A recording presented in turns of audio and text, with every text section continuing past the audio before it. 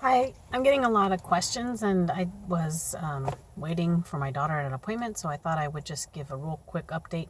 If you're going to be making tests online, you can do lockdown browser kind of stuff, although I do find that students don't like it, and they're kind of already going through a lot of trauma, so I'm not sure if like requiring them to do this is a good idea.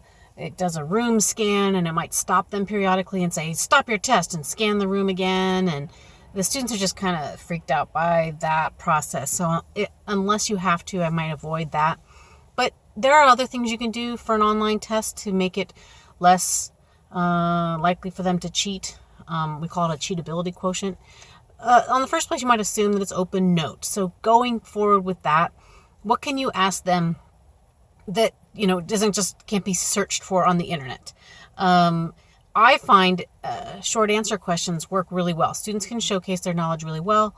They either know it or they don't know it. If you have a question that can't just be searched, so maybe you do a scenario, a psychological scenario, like, oh, this child entered the room and then cried and blah, blah, blah. Something that they can't search. It's a new story, and then you have them diagnose or label or use a theory to explain. Then I also have my tests do one question at a time and no backtracking, and I have a shortened window of availability. Those three things can really limit the cheating. If you do one question at a time, then they can't print all the questions to have somebody looking them up while they're doing something else. They can't share it with a friend. If you do no backtracking, then it really does limit their ability to kind of like, hey, mom, look this up while I answer the next 10 questions.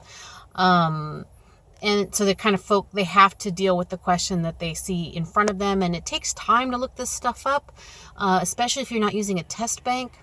And then a limited time available window. So I give 75 minutes for my test like I would in a face-to-face class, but I don't have it open for 5 days. There's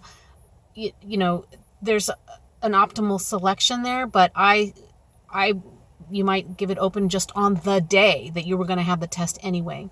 And that way it also limits their ability to kind of collaborate and cheat. So if you're worried about test taking or offering tests, maybe developing some new questions, and you can just let them know, like, hey, I know I normally have multiple choice questions, but things changed with this, so we're going to do a few more short answer questions. And you can have a mix.